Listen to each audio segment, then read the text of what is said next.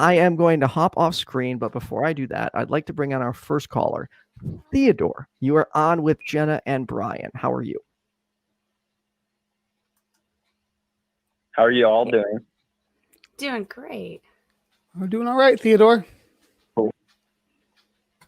Good. Can you hear me? Good. We can hear you great. You're coming in clear.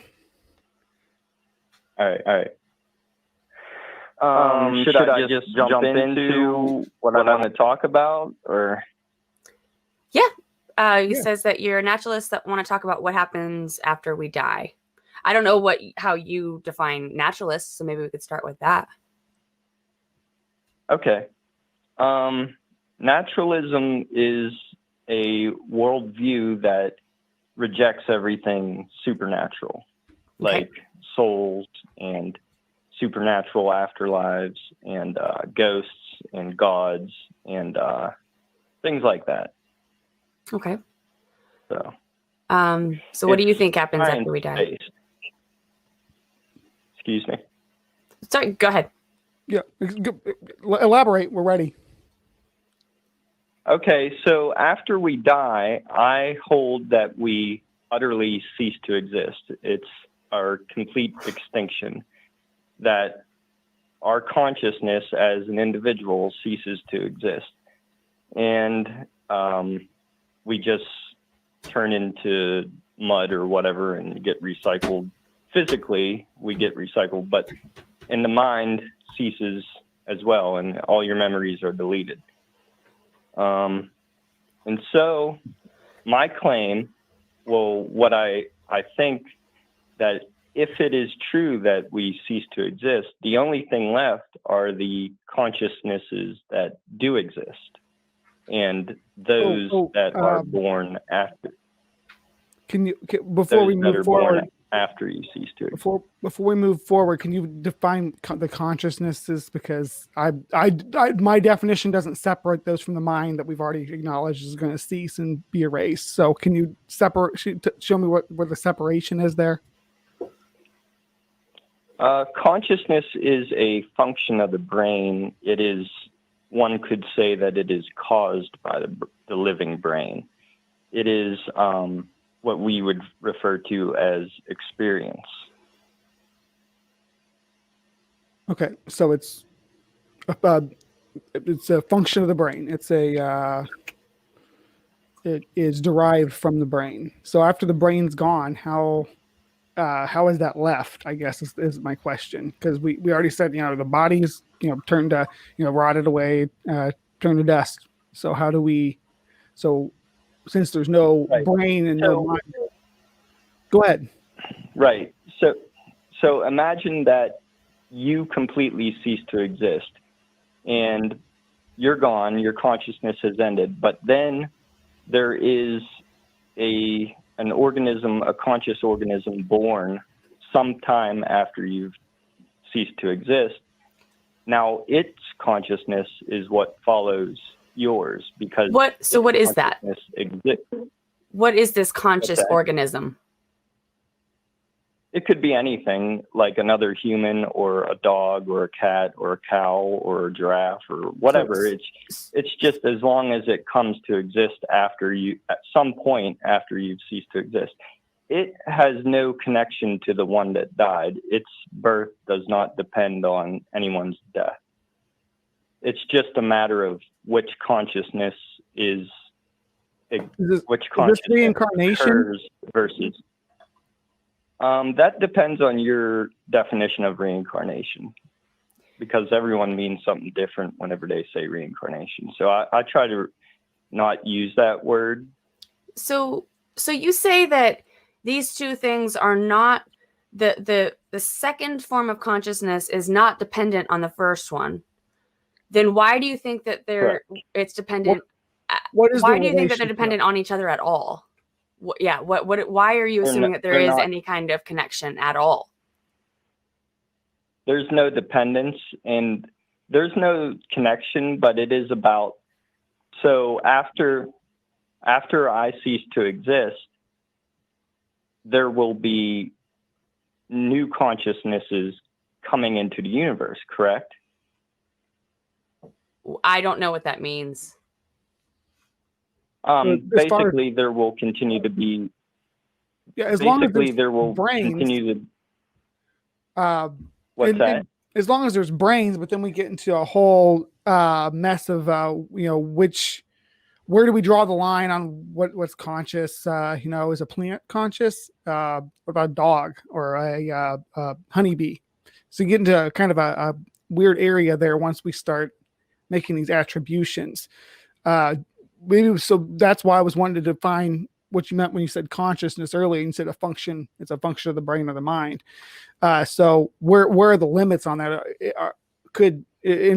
If this is passed on to after we die to another organism, would that be like a reincarnate? Again, I know you don't like to use that word, but would that be like a bee, or could you come back as a algae? What is within these criteria? Well, it wouldn't be me coming back as anything. It would just be a chronological series of consciousnesses that are emergent properties of brains. So what is the connection between them at all? That's where I'm confused. Why are you assuming that these two consciousness are in any way associated with each other? They're not associated with each other. Okay. So organisms are born, they have consciousness and they die, and then more organisms are born and have consciousness and die.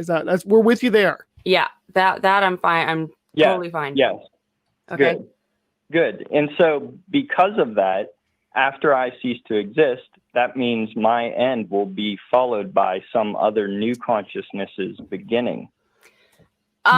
So are you assuming, if you're assuming that the cycle of life is not dependent on you, then I'd say I agree. Yeah, I mean that new consciousness would come into existence with or without you passing. Right. It would continue whether or not I died or whatever happened to me. It would still continue without me. So correct me if I'm wrong. You're saying that after I die, someone else will be born. Yes. I'm okay with that. I can't argue with that. Therefore, what's that? I can't argue with that at all. I have no reason to believe that no human will ever be born again. I think that'd be kind of like a level of solipsism to say that, after I cease to exist, everything ceases or something like that. Maybe that kind of ideology, but most people, I think, are okay with that from a totally naturalistic point of view, that we will, that we'll die and our consciousness will die, and that new people will be born and they'll have consciousnesses of their own and new organisms all over the planet at least. Yeah, that would go pretty much along with this, what we've seen so far, how life works. But I want to make this one main point, is that because I will cease to exist, it will be followed by yet another individual conscious experience after mine. It won't as be opposed as if, to excuse me. As opposed to, what are you contrasting that with? What? Well, a lot of people, some people look forward to death as being finally they'll be at peace and they'll experience some kind of black void of peace and silence and stuff like that. But what I'm saying negates that. What I'm saying is they should not anticipate there being peace after death or some kind of non-experience after death. What I'm saying is there will be yet another individual experience of yet another individual consciousness via one of the organisms born after I've ceased to exist. I don't understand why we're tying these two consciousnesses together in the same statement at all. I understand after you die that there's no reason to think that there's anything that happened that you can experience after you die. Separately, right. I can understand that. I think that people will be born and have their own experiences. I don't understand why these two are or even why. I'm still not clear on what relationship you're claiming that they have, because you said they're not connected.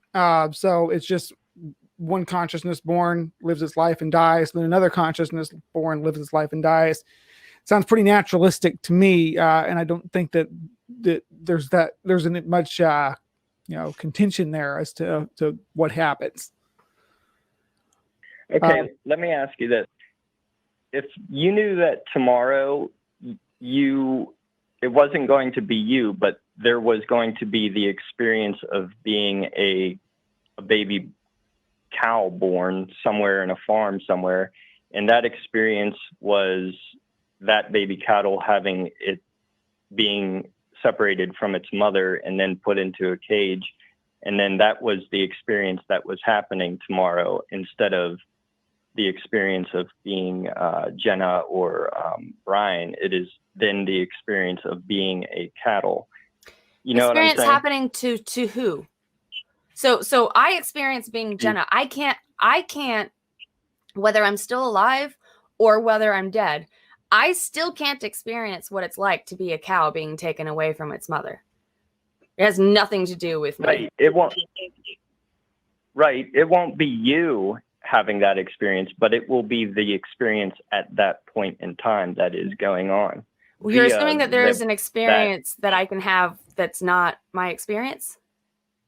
Yeah, because you would say, like, wake up. Go ahead. I'm sorry. I'm going to cut you off. Yeah. In the very same way that you woke up upon your onset of consciousness whenever you were after some point after you were born, I'm saying that same thing will happen again. You will have no memories of any previous organisms' lives because you're completely new at your birth, right? Okay. So it seems like there's like a transfer situation that you're talking about here, transcending, or so like there's would be something going from being in me to being in a cow or whatever, being born. So what is that? If you said you don't believe in a soul, what is that you think is being transferred?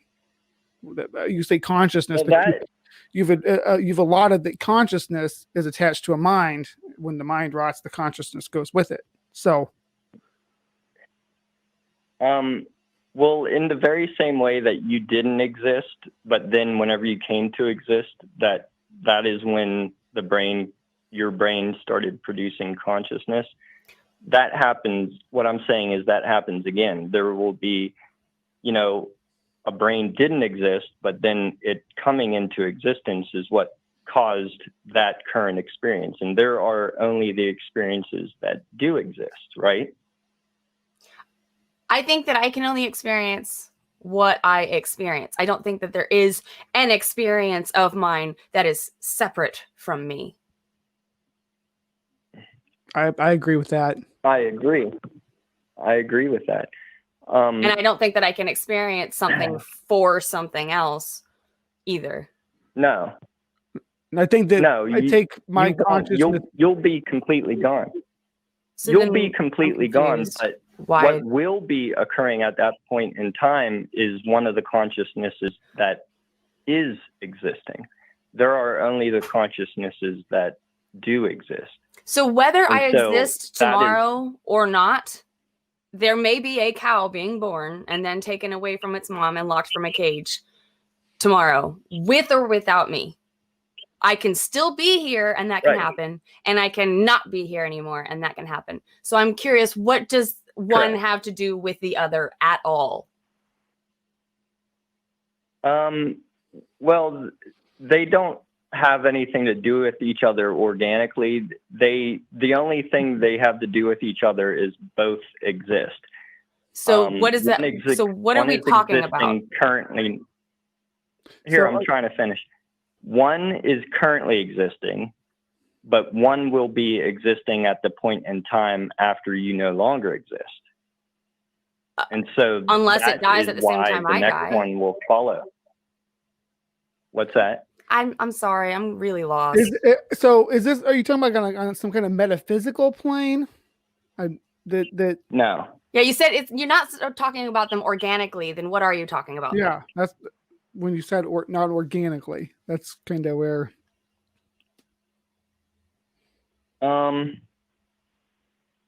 What I'm talking about is brains causing consciousness, and I'm sorry, I'm getting a little lost here because let me see.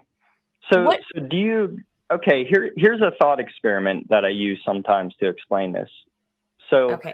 imagine that there is no life in the universe whatsoever. There is no conscious experience whatsoever. And then a single organism comes to exist, and now its experience is the only experience there is, period. It is the only experience there is. So it would be that experience that is going on right now instead of yours. Unless I then am born and then exist, and then you're born, and all these other people that I've met are born, and they all exist at the same time. I don't see what that. I still don't understand where you're going with this. I'm sorry. Well, you're correct, but where I'm going with this is that we should not anticipate non-experience after death. We should very much anticipate yet another onset of consciousness after we die. And the relevancy of that is that we need to cultivate kindness in the universe, because after we die, there's going to be yet another experience of where is that consciousness housed after we die? I'm sorry, what was that? Where is that? Sorry, where is that consciousness housed after we die, after our body decays or whatever? Where is it? You're not saying that our consciousness lives on. You're saying that consciousness in general lives on, not ours, correct? Yes, correct. Okay, well, I'm okay with that, because as long as there's conscious life forms, there's going to be consciousness that's going to continue to exist. Yeah, so I would completely agree with you that after I die, people will still go on living. I am not going to argue with that. And there is definitely, that is a good reason for me to try to be a good person, to try to be an example of being a good person, to try to influence others to be good people. Because regardless of whether I am here experiencing these good people or not, someone will be. Yeah. Let's leave them a good world. Right. And one of those someones that will be the experience, the individual experience that will follow the current experience. When you say what do you mean by, why are you using that word at all instead of like a? Or general, because there's millions. Because I'm trying to make it more visceral. Why? Because I want it to be like just as real as your experience is right now, that it will be just another first-person experience that comes after this one is over. But what if it is just another experience that comes after this one is over? What if that's all it is? And that doesn't make it any less real, does it? So we agree. Yeah, I agree with what you just said. Yeah, it'll be just another experience of consciousness in somewhere in the universe. I guess what I want to ask is, do you feel that we're passing on something to this next level of consciousness from ourselves, or are we contributing to that? Because if not, then yeah, I don't disagree with anything you've said so far. As long as you're not, as long as the claim isn't that a piece of us or some part of our being as a life form, as a conscious being, is passed on to another generation after we die. As long as that's not the claim you're making, I don't find anything to argue with here. And it's not that we're just looking for things to argue with. It's just that this show's, about supernatural claims. Yeah. Yeah. Conspiracies, woo, all kinds of stuff like that. And so I don't find the woo. Okay. To address the question, nothing of me will continue after I die. Right. My consciousness will be completely extinguished. Right. I completely agree with you. Do you feel like we have helped you clarify your position at all? Or have we made it more confusing? Excuse me? I find that it is a very difficult concept to convey. And so I was wondering, would I be able to plug my video? I mean, well, like I said, I don't see anything supernatural about what you're claiming, so I don't disagree with you. I don't think there's any. You can put your video, or well, I guess you wouldn't be able to put it in the live chat. Where are you watching us from? Are you watching us on Facebook? Are you watching us on YouTube? I'm actually not watching right now. I'm just on my phone, sitting here in my living room by myself. Oh, cool. Thanks for chatting. That was fun. All right. Yeah. Yeah. I don't know that. That maybe give that some thought, and if you find something about it that you think we might be engaging for us, give us a call back. But we do have some callers lined up. So thank you for calling, Theodore. Yeah. Thanks. All right, you're welcome. It's called Nothingness After Death Debunked. That's the name of the video. Okay. Thanks. You're welcome. Thank